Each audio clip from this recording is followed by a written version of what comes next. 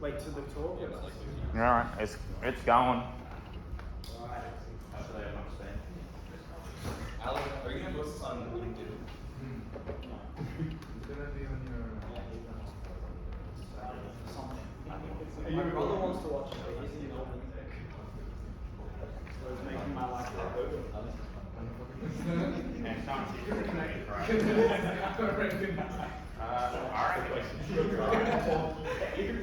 At least a couple more people.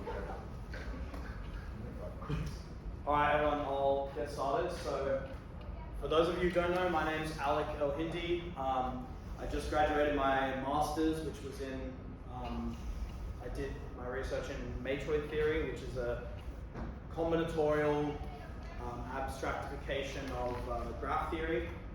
Uses linear algebra. But now I do something very different. I do categorical representation theory for my PhD.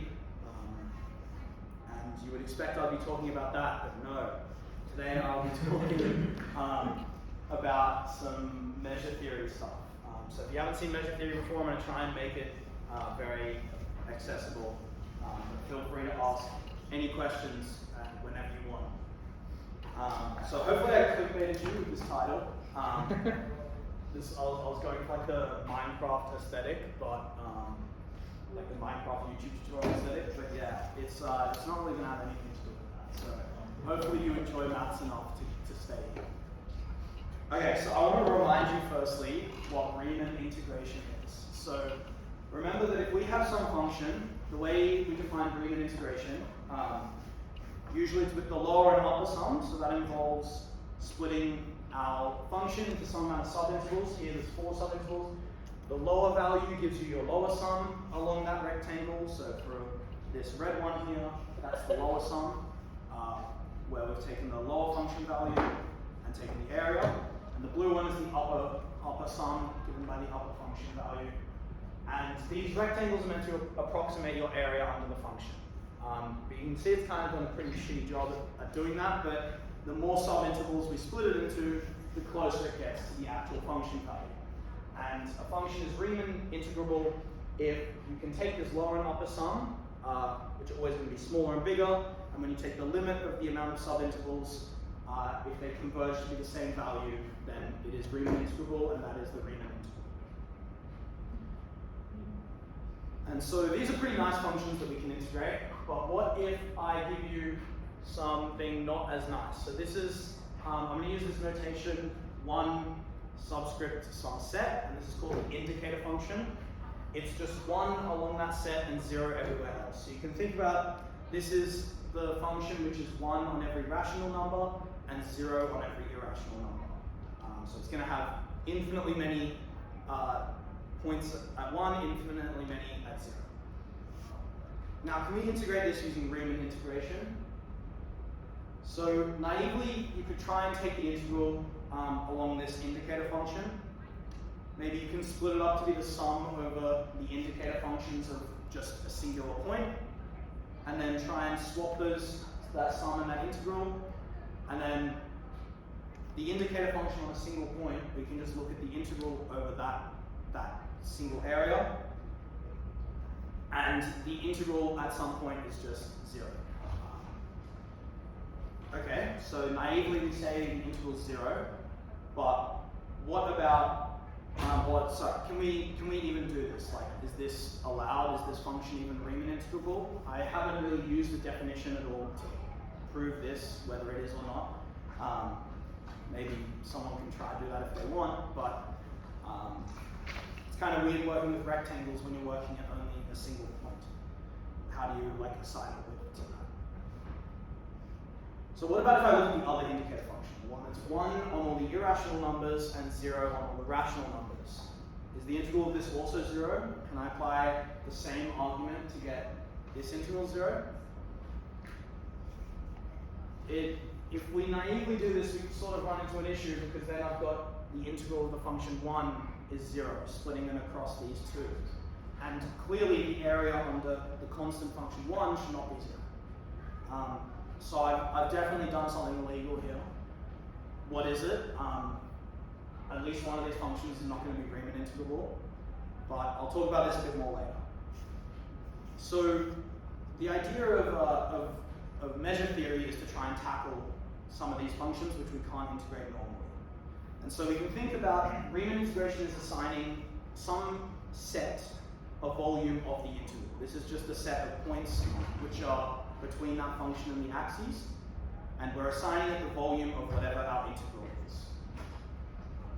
And so a long time ago, Lebesgue asked, can we assign a notion of volume to all sets? So using Riemann integration, we can do it for nice continuous functions, but we've already seen a function that's not very nice that we can't assign a notion of volume to using Riemann integration. And so Lebesgue wanted to answer this question. So if we remember what Riemann integration is, it's the size of all these rectangles, and with a slight abuse of notation, pretty much we're looking at this length x, which is the distance between these two cuts, and then times something by the function value, which is the height. And what Lebesgue did is literally turn this on its head. He instead of taking vertical rectangles, horizontal rectangles. So if we think about back here, we're looking at the x values and measuring their height.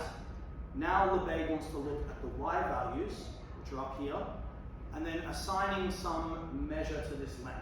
And that's given by what we call the measure of the pre-image of that point. So those are all the things that map together.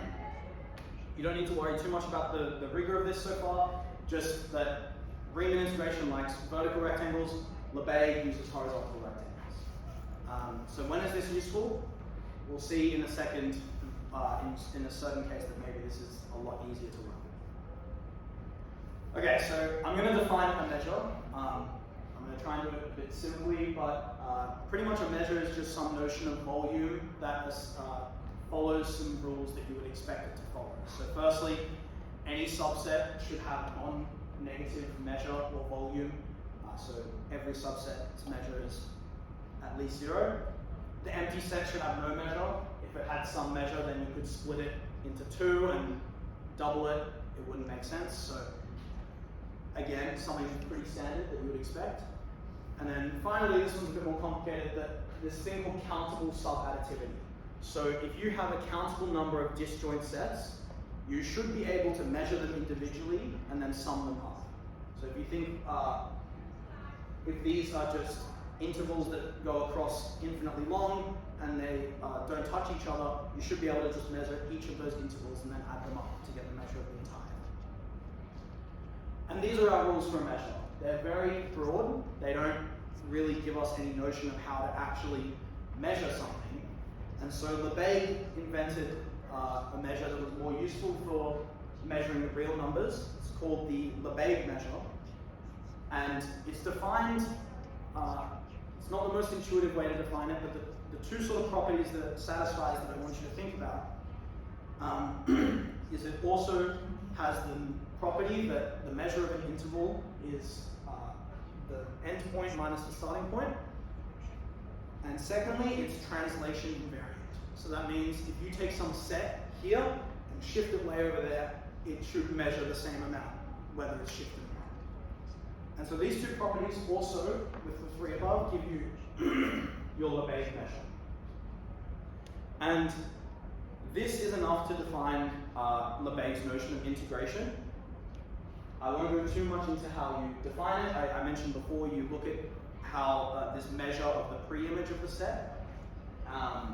And maybe the best way to look at that is through a simple example. So again, I want you to take these functions that we had before.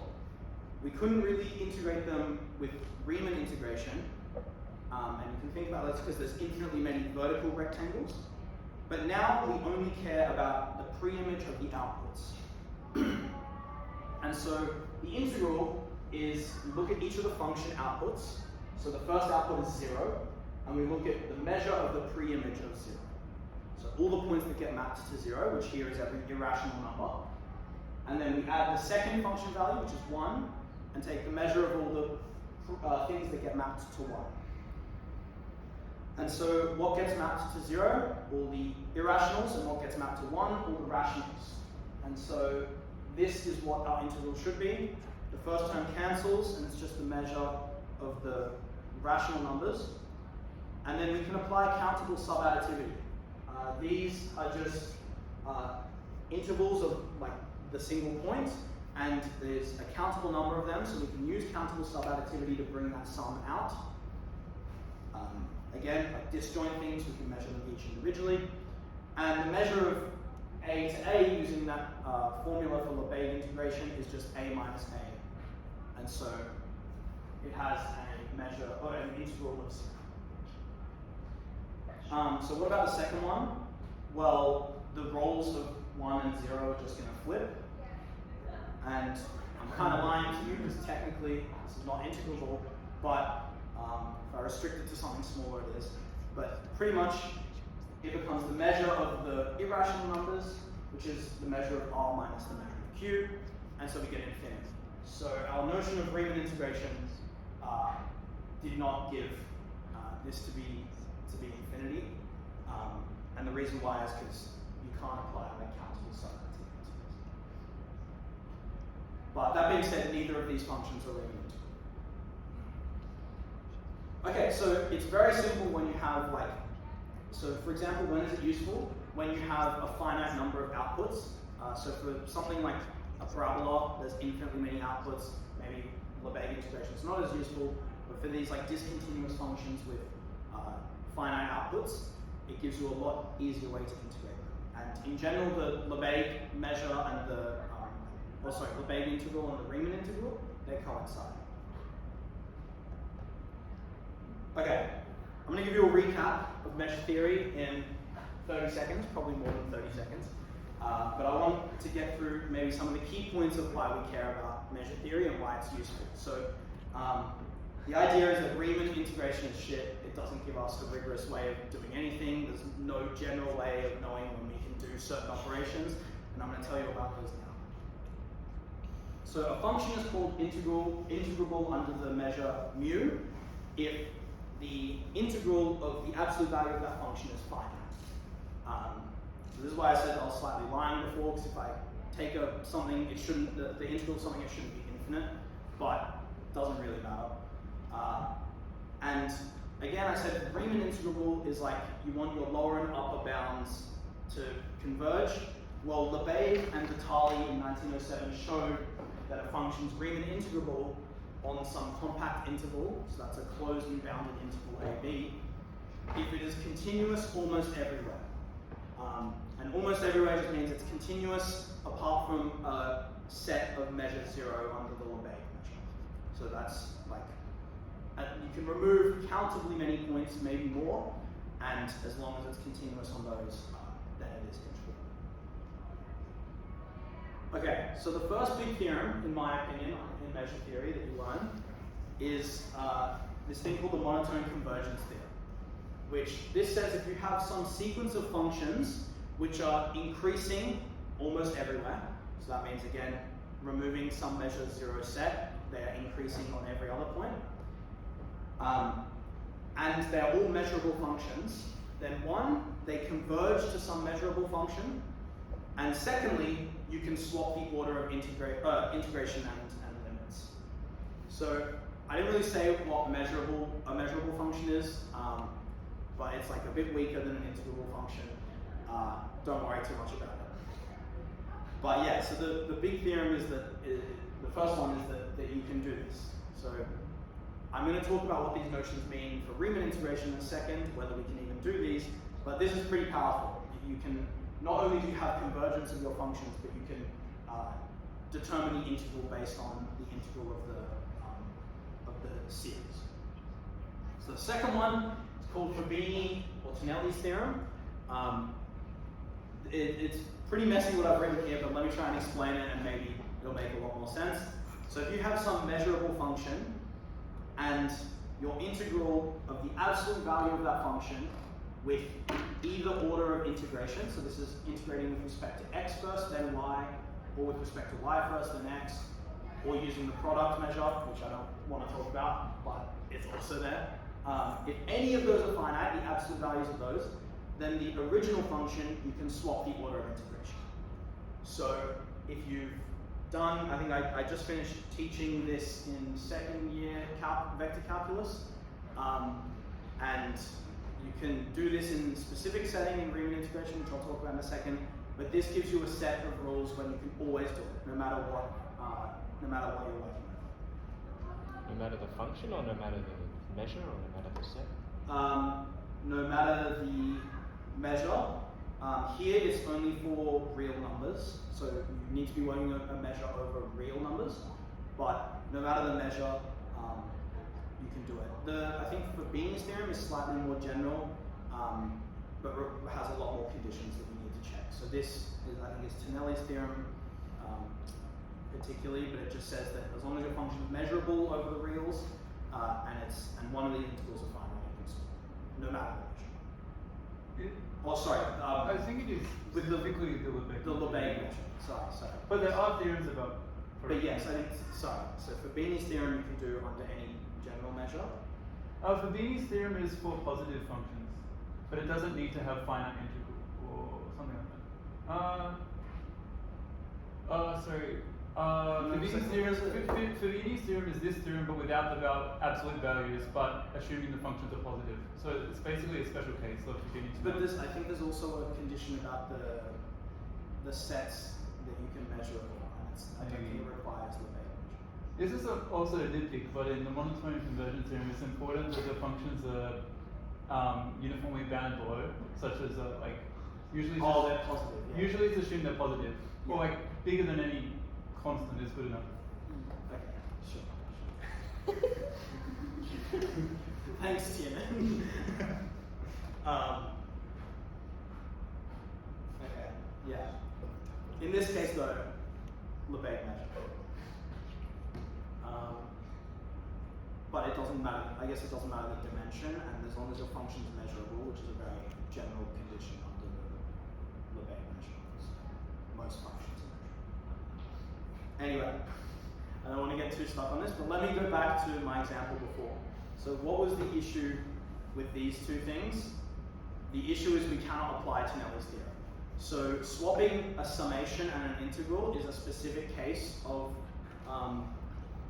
Fabini's theorem or Tonelli's theorem, whichever one, when you're using what's called the counting measure. The counting measure turns integrals into sums, but you can just think sums are integrals pretty much.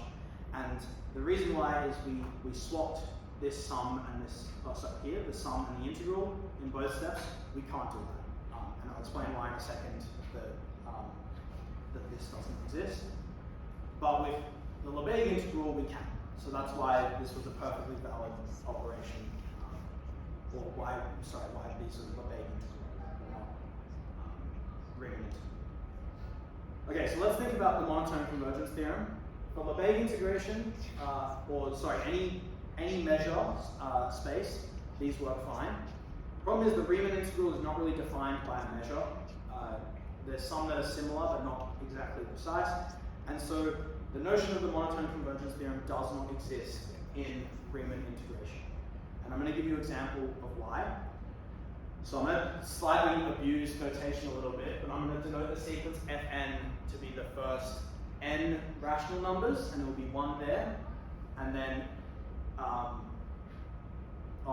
this should be if x is less than or equal to n, and if x is a rational number. So this is going to be 1 on the first n rational numbers, and then 0 everywhere else in the unit interval. So pretty much, it's just, for the first one, whatever the first rational number is, it'll be 1, everywhere else 0, second will be 2. Because this is a countable set, I can technically denote it, but again, slightly abusive notation.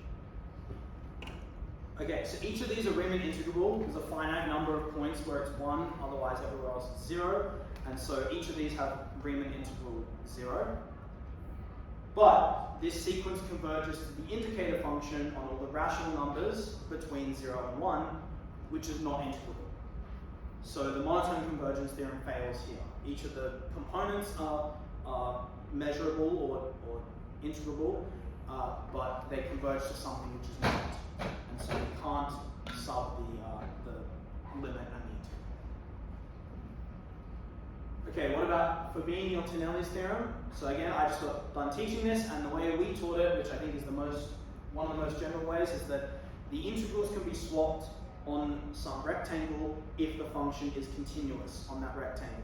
So if you have just bounds on your integral, you can swap the order of integration if you swap those bounds. You can do it technically for functions as well, but you need to be a bit more careful, but pretty much rectangles is where you're restricted to. So if we think the indicator function is not continuous on a rectangle that isn't of size like 0. So this is why we couldn't swap the integrals. So Fabini or Tonelli's theorem is a lot less restrictive. The setting up there is a lot more general than having to work over some rectangle. So this can maybe give you an idea of the power of measure theory and why we really care about defining these things, because it lets us do operations which we naively accept to be true, or maybe don't question why we can do them, or just do them when we're not allowed to, and gives us really rigorous definitions about when we can. Okay, that's enough theory for now, so I now want to start talking about some cool sets. And this is maybe one of my favorite subsets of the unit interval. What we're going to do is we're going to start with the unit interval, call that C0, and then I'm going to remove the middle third of it and call that C1. From each of the remaining ones, I'm going to remove the middle third again, and then again, and then again, and taking the limit of this, so formally taking the intersection of all these infinitely many times, this gives us what's called the Cantor set. And the Cantor set is a very special set, and we're going to analyze it a little bit now. And my first claim,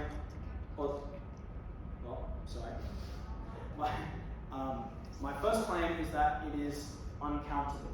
And the way I'm going to show that is, I guess hopefully maybe you can intuitively think that it is uncountable, because at every point we're removing a middle third of the integral, but we're still left with some interval. And any interval is uncountable, but I want to specifically show you why it is uncountable. So I'm going to consider instead the construction of the Cantor set by starting with a 0, and after the decimal point I'm going to add a 0 if it's in the first third, or 1 if it's in the second third, and a 2 if it's in the third third. And so we start with 0. The first third gets 0.0, the third third gets 0.2, and then for each of those I'm going to do the same thing. So the first third of the first third gets 0.00, the third third gets 0.02, and same with the other side. And once again, and the first thing you'll notice is there's no 1s, and that's because I'm removing the middle third every time, so I'm never going to add a 1. And the other thing to notice is that the amount of choices I have here, each of these can either be 0 or 2, and so there's 2 choices for each decimal place. And here there's 3 decimal places, so we have 2 to the 3 choices, or 8 choices. And how many sets do we have? We have 1, 2, 3, 4, 5, 6, 7, 8. So in fact, each of these correspond to exactly 1 decimal expansion, and we cover all decimal expansions that use 0 and 2. So the Cantor set is every single decimal expansion you can create using 0s and 2s. So these are called ternary expansions. So they're expansions of decimals base 3. And the Cantor set is all the ternary expansions in the unit interval which don't have 1. I want to define the Cantor function, which maps ternary expansions to binary expansions. And the natural way of doing that is, because we don't have any 1s to worry about, we can just swap our 2s to be 1s. And we're going to, also the Cantor function connects the gaps in between these points. You'll see that in a second. But, so our Cantor set was all the infinite decimal expansions consisting of 0s and 2s. We're changing our 2s to 1s, so now this is, the image of this is all the infinite decimal expansions consisting of 0s and 1s. And does anyone have a guess of what that might be? If I have every decimal expansion consisting of 0 and 1, so I'm going to have things like 0.1, 0, 0, 0, 0.0, 1, 0, 0, 1, 1, 1, 1, 0, 1, 1, 0. If anyone knows binary well enough, can you guess what that will be? Uncountable. Yes. I maybe gave that away. Yeah?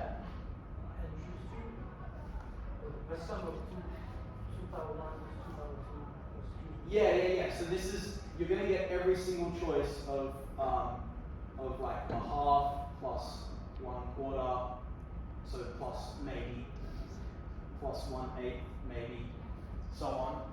And so you're going to be able to get every single element in the unit interval.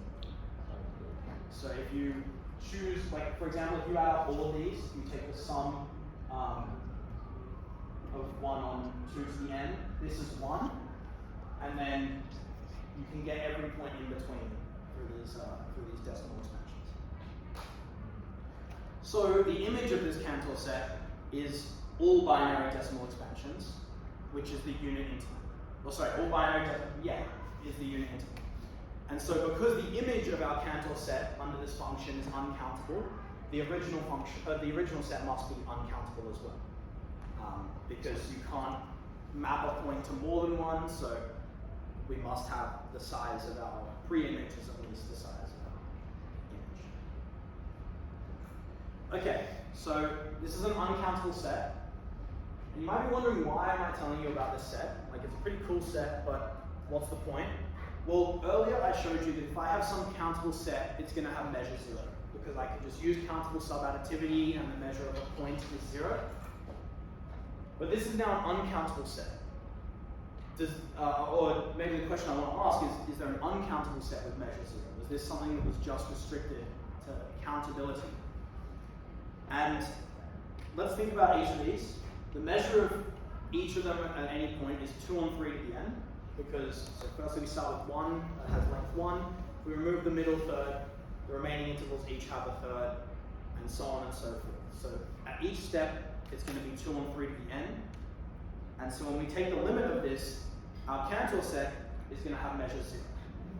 So the Cantor set is a very famous example of a set which is uncountable but has Lebesgue measure 0. So measure 0 sets are not restricted to just countable ones. And there's other weird behaviors of this. So this is what the function looks like. You can think about the reason it's denoted by on like 9 or on some power of 3 is because these are the ternary expansions, and then they're mapping to binary expansions. And this function has the property that it's continuous, but it's not absolutely continuous. It's not differentiable on uncountably many points, but it has 0 derivative almost everywhere. So it's a very, very strange function. Okay, I'm now going to answer Lebesgue's question. If I was 100 years earlier, I'd be pretty famous, but I'm a bit too late now. And I want to know, can all sets be Lebesgue measured? So I'm going to start with the unit interval, and I'm going to partition it into equivalence classes, where things are equivalent if they differ by some rational number. So for example, pi on 4 is equivalent to pi on 4 plus 1 on 23, pi on 4 plus a half, pi on 4 plus 1 on a billion, whatever your favorite decimal is that stays within the unit interval. But these equivalence classes you can just think of are represented by one singular irrational number, and then all the ones that are rational additives of that. So, and one for 0, corresponding to the rational number. So they look like this, A plus Q, so they're just Q shifted by some irrational number, intersected with the unit interval. We want to stay inside the unit interval. But you can just think about these are all still rational numbers shifted by some irrational. Okay, there are uncountably infinitely many of these sets, one for each irrational, and each of them contains an countably infinite number of points. So this is a bit confusing. I hope it's not too bad, but just think about we have uncountably infinitely many sets. Each of them have countably infinite points. And finally, they're all disjoint. Because if we had two equivalence classes that share some point, that would mean we could write a plus q as a prime plus q prime, but then that means their difference is some rational number, and so they must be in the same equivalence class. So these uncountably infinitely many sets are all disjoint as well. Okay, before I continue, I'm going to take a quick break into set theory. So set theory is something that maybe a lot of people take for granted and just accept, but what is set theory? Set theory is the study of these 8 rules called the Zermelo-Fraenkel axioms. There's other notions of set theory, but this is pretty much the most popular one. So you start with 8 rules that you accept to be true. None of them can be proven from each other. I don't want to mention them here because it's firstly they're all like pretty obvious, and it's like, yeah, a bit too much to go over. But they're rules that make sense. And then all of set theory that you know and love is built up from these 8 rules, plus maybe this additional rule. Yeah. So this additional rule, called the axiom of choice, says if you have maybe a possibly infinite collection of non-empty sets, you can pick one from each of them. So if I have boxes, maybe infinite boxes, I can go and take one thing from each of them. This is kind of obvious, you should be able to do this, but as much as it seems obvious, it's impossible to prove the axiom of choice from the 8 Zermelo-Fraenkel axioms. And so this 9th one is often accepted as well and gives you the ZFC set theory, which is Zermelo-Fraenkel choice. Some people don't accept it, and so sometimes there is just ZF set theory, sometimes ZFC set theory.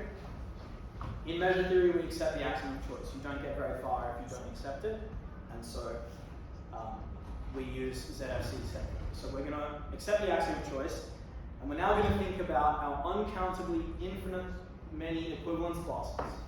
And I'm going to take 1 point from each of those equivalence classes and construct a set called the Vitali set.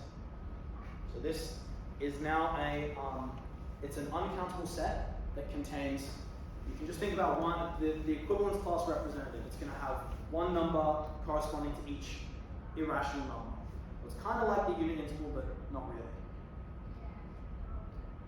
So I've only just put a few points there. It'll be pretty hard to draw all of them. But now I want to think about shifting these, any rational number between -1 and 1. So for example, if I shift it -1/2, goes that way, a half. If I shift it 2/3, it goes that way 2/3, that way -1/6, or that way 1. So we're going to take every rational number between -1 and 1 and shift it by that much. And you can kind of see it here. It's kind of hard because these points are so big, and also there's not all of them. But these sets are disjoint. And the reason why is because these things are all irrational numbers and we're shifting them over by a rational amount. And the proof of why it's disjoint is the same reason as why the equivalence classes were disjoint in the first place. Can you remind us what you're picking when you're using the axiom of choice? Is it like one element from each rep? Yeah, so from each class? Or? So there's infinitely many, uncountably infinitely many equivalence classes for each like irrational number, and you're taking one representative from each of those. So you can think of it being the smallest one if you want, although there's not really a notion of smallest one, but maybe like if it's represented by pi on 4 and there's pi on 4 plus fractions, we want pi on 4, whatever. Oh, sure.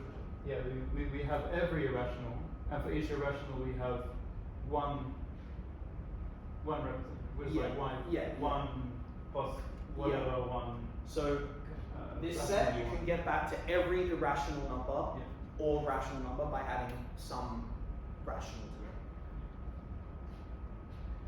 to it. Okay, so there's now VQs, V and VQs are all uncountable, and we have countably infinitely many of them by shifting some amount. Okay, my first claim, every number in the unit interval is in this set, which is kind of what I just said, that you can add some rational number to get back to an irrational. And you can kind of think about all I've done really is just like pick some irrational and then shift it around a bit. So it kind of makes sense. But to show this a bit more rigorously, I'm going to take A in this unit interval, so this might be rational or irrational, and then it's in some equivalence class of the representative chosen by the Vitali set. So AV is going to be, so something in the Vitali set is a shifted version of A, and I'm going to call that AV, and I'm going to think about the equivalence class of that. Then A is AV plus Q, or I guess there's two options, is either A equals AV plus Q, or AV equals A plus Q, where Q is in the unit interval and rational. But because we can take something in negative 1 to 1, we don't need to worry about this second case. It's just AV plus Q. And that is precisely the definition of our shifted Vitali set. So this shows us that the number A, whatever it may be, is in the shifted Vitali set, and so it's in the union of all of them. So our unit interval's contained in it, and if we go back here, you can see that all of these shifted ones are between -1 and 2. That's like pretty obvious, I hope. And so we end up with this inequality. I guess that should be a subset, but anyway, that tells us that the unit interval is in the union of all these shifted Vitali sets, which is in that interval, not the unit interval, but a bigger one. And now I finally want you to remember that we have in the Lebesgue measure translational invariance, and that tells us that the measure of this shifted Vitali set is just the measure of the Vitali set. Okay, so now let's calculate the measure.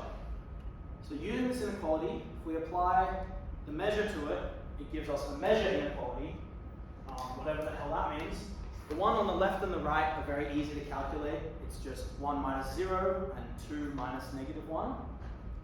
So that's 1 and 3. And then here, I've done a few steps. Firstly, I've used countable subadditivity. So this thing I'm unioning over and then summing over is a countable number of points. So I can bring that out. I can measure them individually. And then I've also used translational invariance. So each of the measure of those VQs is just B. Okay. I know it's a lot of steps we did. It's kind of hard to construct one of these sets without doing heaps of this weird shit. But now we're at a point where let's try and assign some measure to it. We've got some inequality defining it. Let's look at what it's measured. Okay? If it has measure 0, then the sum will also have measure 0. And so that doesn't work, because it must be at least 1. So it can't have measure 0. And if we give it some measure that's greater than 0, some very, very small number epsilon, because we add it infinitely many times, it just goes to infinity. But that can't be true because it has measure at most 3. So any notion of measure that we try and define or assign to it doesn't make sense. And so the only logical conclusion is that the Vitali set cannot be measured. So Lebesgue, unfortunately, doesn't work. You can't assign a notion of measure to all sets. But why? The axiom of choice. We're going to talk about that a bit more later. Yeah, you have to sort of accept or reject it, and there's consequences to each of those. But accepting it, you can't assign a measure to all sets. Okay.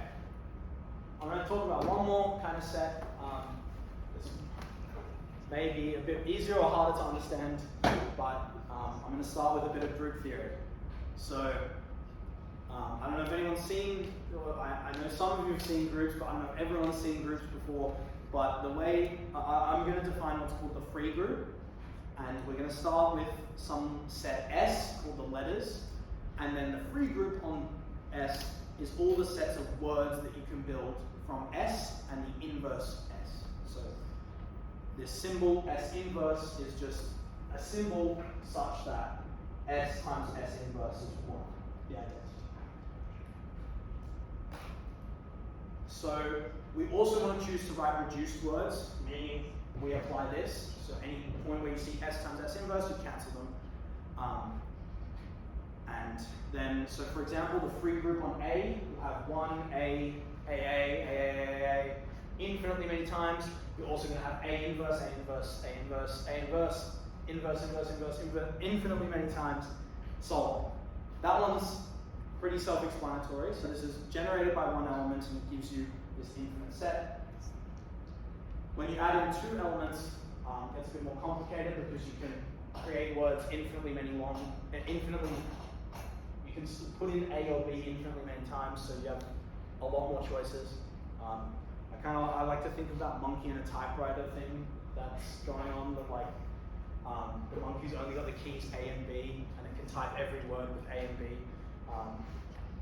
Yeah, and then you also have A inverse and B inverse. So here they don't cancel because it's a B inverse next to an A, so they don't see each other.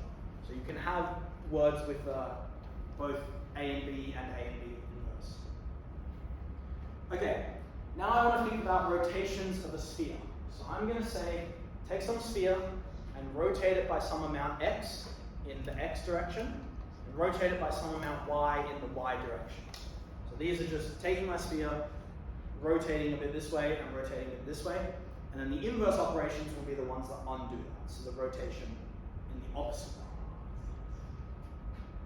So starting at some point, I'm going to try and draw this, but it's a bit hard. If I start at some point, I can rotate it by x, I can maybe then rotate it by y, and then maybe x again, so on, and do this infinitely many times. And we can write out these paths as just the concatenation of these letters. So it'll be like x, y, x, maybe here I'll choose to do y inverse, so on. Does anyone have any idea of what this thing's going to look like when I take all the paths? I've written them out here, so we have the path that's the identity path, not moving, the ones that start with x, the ones that start with x inverse, the ones that start with y, and the ones that start with y inverse. Does anyone have any idea of what this set will look like?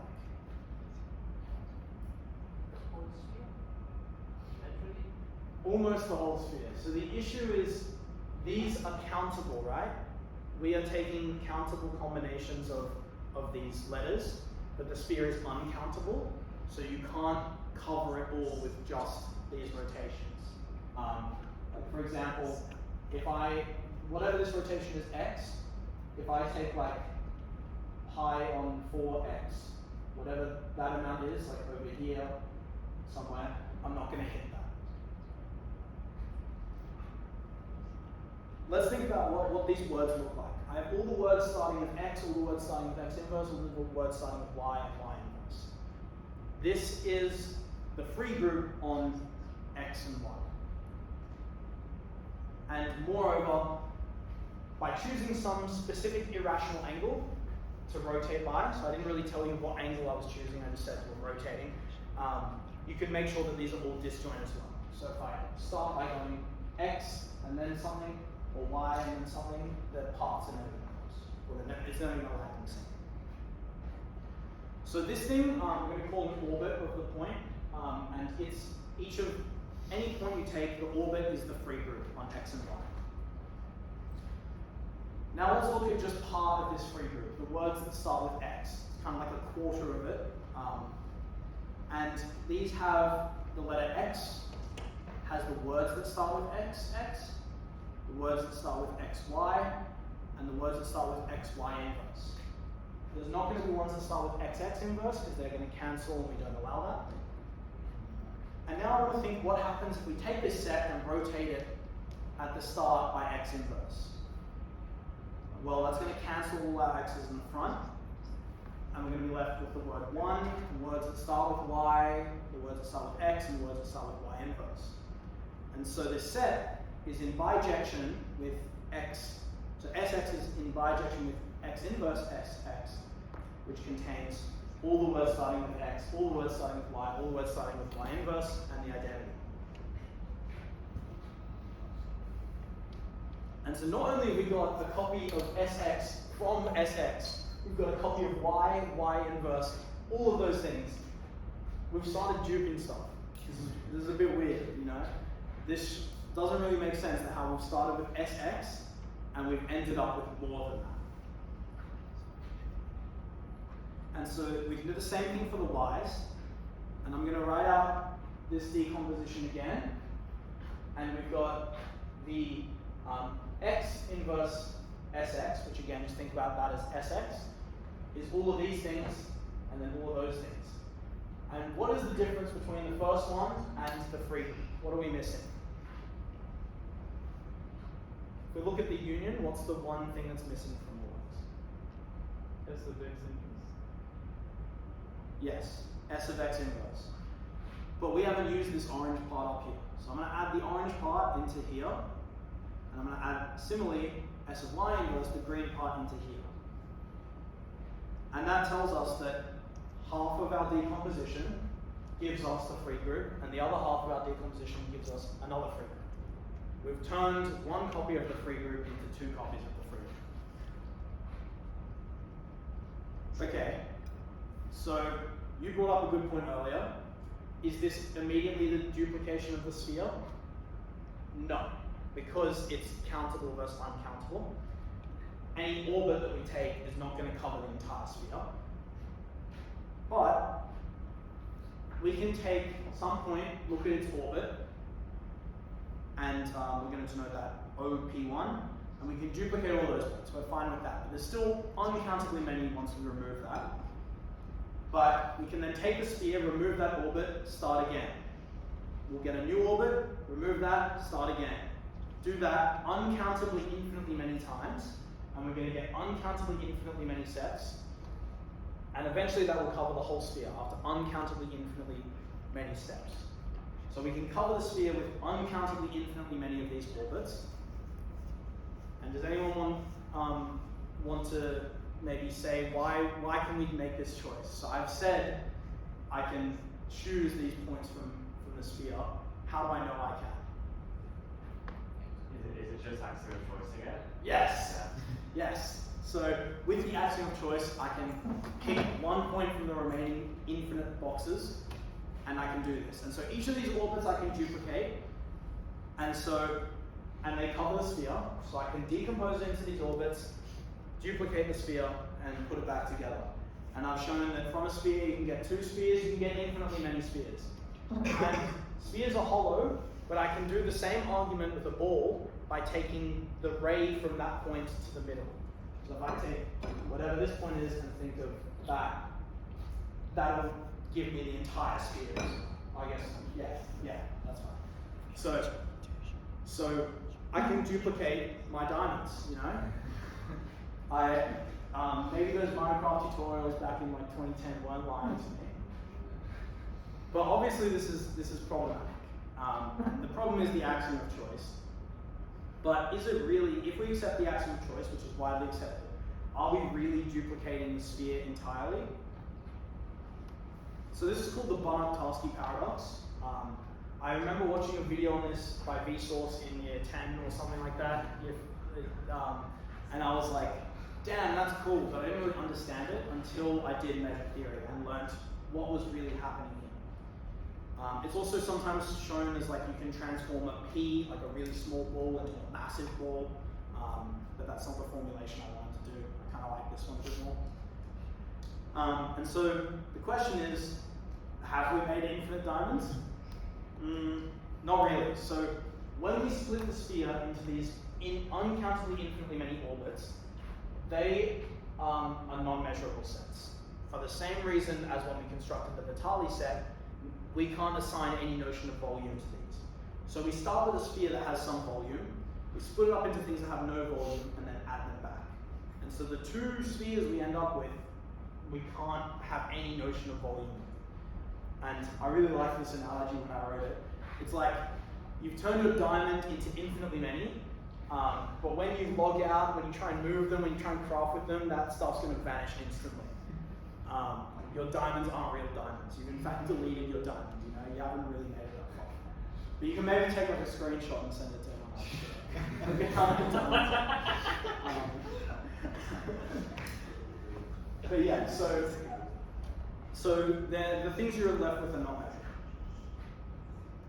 Okay, so the thing we should clearly be saying now is, okay, axiom of choice is wrong, it makes no sense, we should not be accepting this. But it kind of makes even less sense to reject the axiom of choice, and I'm going to go through maybe a few examples as to why now. So what happens if you reject the axiom of choice? Then the real numbers is a countable union of countable sets. Okay, so either we're saying that a countable union of countable sets is uncountable, or we're saying the real numbers is countable. Every functional from the real numbers to the rational numbers is continuous. So that means the function which sends, for example, 2 points, 1 and 0, to the irrationals is continuous. Doesn't really make sense.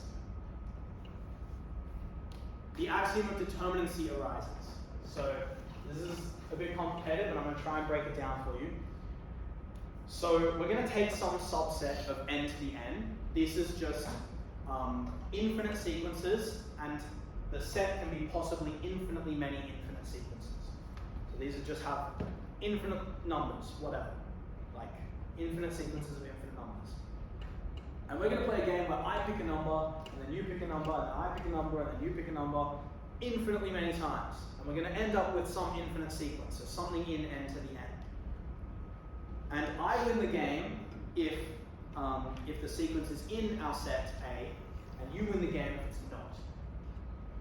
And so you can kind of think if there's a finite number of these, you can just pick the number that's doesn't appear. Like at each step, you can pick one that's not in the sequences, and we're going to eventually whittle it down until there's none. But this is saying that for A, which could possibly be infinite, there could be infinitely many sets in that, there's always a winning strategy for one of us. So you can always make a choice, or I can always make a choice, we don't know who, but there's always a way that someone can win, or they can choose to win. This is called the axiom of determinacy. If you reject the axiom of choice, you get this. It's kind of just as nonsensical as the axiom of choice. Q might not be a divisible group. So given some natural number n and some irrational number q, we don't know if n times q is irrational. Doesn't really make sense, but it's not so much that it's not irrational, but we can't tell if it is irrational. There exists a non-empty set with no group structure. So remember earlier I defined the free group. That kind of made sense. In group theory they have operations, and this one is just multiplication on the free group, which is just like taking one word and the next and putting them together. And if you reject the axiom of choice, there's no group structure. That notion doesn't make sense. You can't apply the free group to every set of non-empty sets. The next one, the real numbers could be the union of two disjoint sets with strictly smaller size. It's kind of weird. Strictly smaller size, I don't mean like R on 2. I don't mean taking the positive numbers and the real number, the negative numbers and adding them.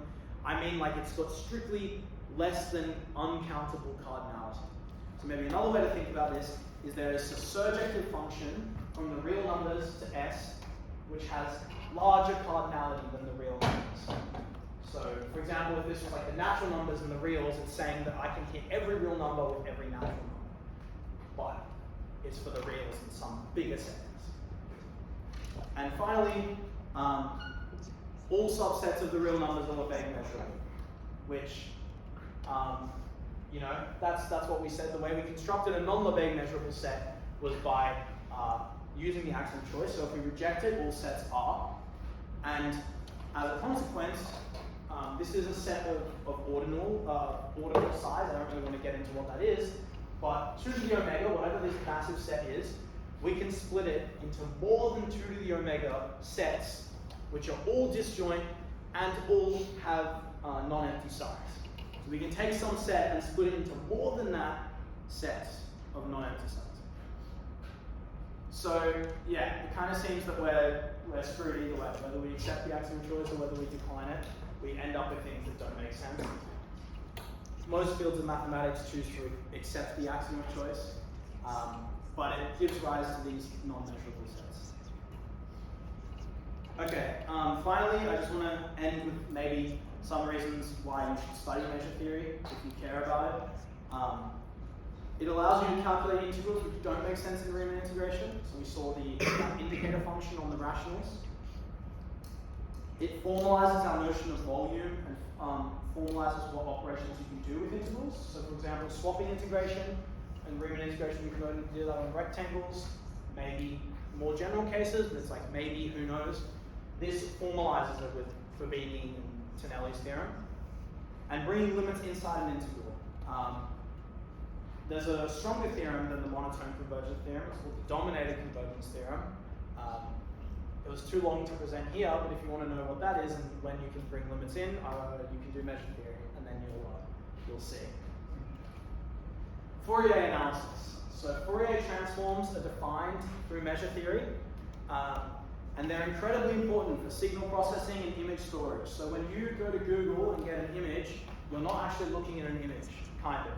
So they take the image and split it up into pixels, which they assign like waves or whatever, and they assign the waves through the Fourier transform. So they take this image and send it to a bunch of waves, and then the inverse Fourier transform sends that waves back to an image. So when you request an image, you're actually getting a bunch of waves that go back to an image. And why do we know we can do this? Well, you can prove that the Fourier transform exists, that it has a unique inverse, and that you can do this without losing too much information. That the Fourier transform you can approximate the Fourier transform without much loss. And if you care enough, a lot of my first year students always ask me, sometimes you'll get some integral which you can't calculate. For example, this one, sine cx on x squared. Good luck trying to do that, but turns out with a theorem called Plancherel's theorem, this is equivalent to the inverse Fourier transform or the Fourier transform squared integral. And for this function, that's just an indicator function. So this ends up just being a very trivial integral in one step, but without Fourier transforms, very hard to do. So I don't know, if you like watching like those Michael Penn style videos where he does like weird integrals, this would be like a 10-second video if you knew the Fourier transform. Finally, probability theory. This is all based on measure theory, and it's a massive field. I don't do much probability theory, so I'm not the best person to talk about this, but it's essentially like probabilities, you know, as like assigning probabilities to some outcome, to some point. Using measure theory, you can assign it to an entire space, like a whole event. So if you're doing probabilities in massive cases, it's very hard to do them individually, but measure theory gives you a way to do it across the entire space.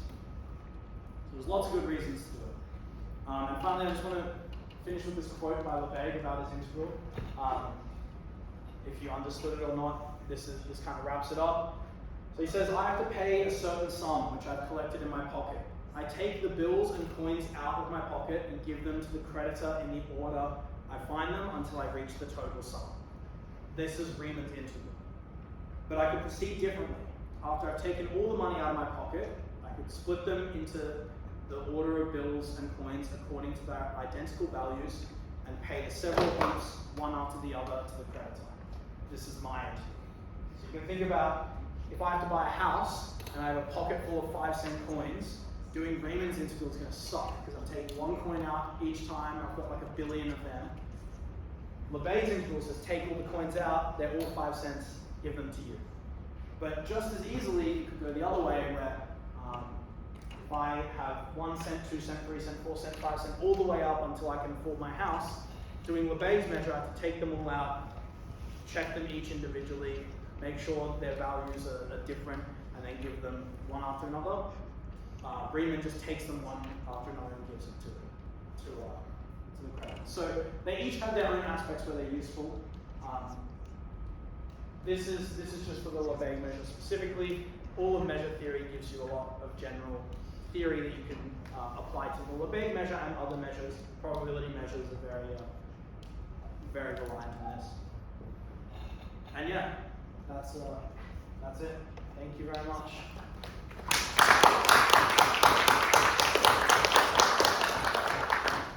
Does anyone have any questions? We have no idea where Alex went. Give us 5 minutes to sort it out. Does he have the pizza? He has the pizza. So, hey, trust me, I don't know what he's doing. Is that like? Oh wait, he stopped the recording.